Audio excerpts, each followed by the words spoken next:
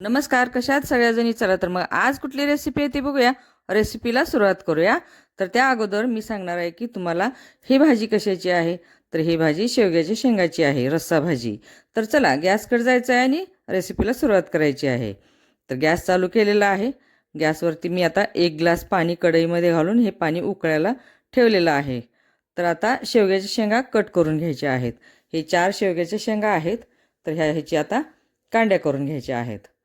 तर 2 ते 2.5 इंचापर्यंत करू शकता. तर अशा पद्धतीनं बघू शकता. तर अशा कांड्या मी करून घेतलेल्या आहेत सगळ्याच शेंगाच्या. तर आता ह्याला एक भांड्यामध्ये पाणी घ्यायचं आणि हे शेंगा खळखळ धुवून घ्यायच्या.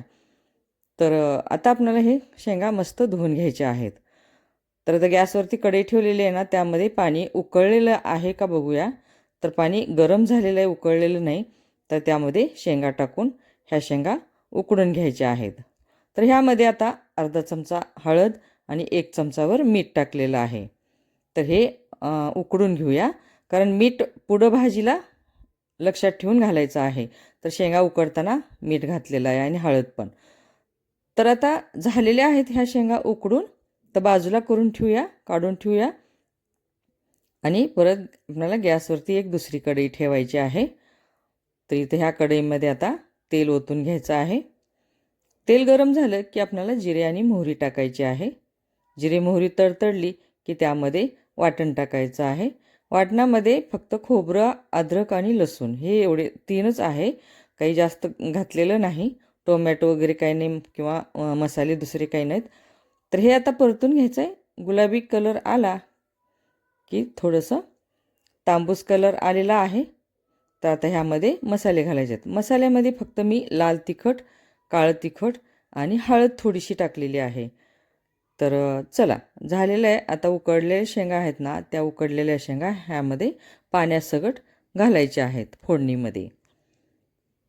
तर अशा पद्धतीनं हे भाजी मी साधी सोपी केलेली आहे. मसाले अजिबात वापरलेले नाहीत. चवीला अप्रतिम झालेली आहे भाजी. तर झालेलं आहे. आता आपल्याला ह्याला उकळी आली की ह्यामध्ये थोडंसं शेंगदाण्याचं कूट घालणार आहे. इथं मी 4 चमचे शेंगदाण्याचं कूट घातलेलं आहे. तुम्हाला गरज वाटली तर तुम्ही घालू शकता, नसेल तर नाही घालायचं. तर आता इथं मी थोडंसं पाणी पण वाढवणार आहे.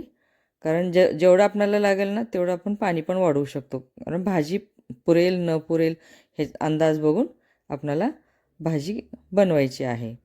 तर झालेली आहे. आता एक उकळी आली की आपल्याला हे भाजी काढून ठेवायची आहे. कारण थोडंसं मी पाणी परत घातलेलं आहे ना, तर त्यासाठी मी मीठ थोडं टाकलेलं आहे. कारण मीठ कमी पडलेलं होतं म्हणून मग मी मीठ टाकलेलं आहे. परत आता ही भाजी उकळून घ्यायची आहे. आता ही उकळ आलेली आहे भाजीला, बघू शकता. तर भाजीला उकळ आलेली काढून घ्यायची आहे. झालेली आहे आपली भाजी. तर कशी वाटली माझी शेवग्याच्या शेंगाची भाजी करायची पद्धत, ते मला कमेंट करून नक्की सांगा. आणि शेअर करा, सबस्क्राईब करा. सबस्क्राईब करायला अजिबात विसरू नका. झालेली आहे भाजी, आता उतरून घेऊया. कशी वाटली माझी भाजी करण्याची पद्धत, साधी आणि सोपी? आवडली का?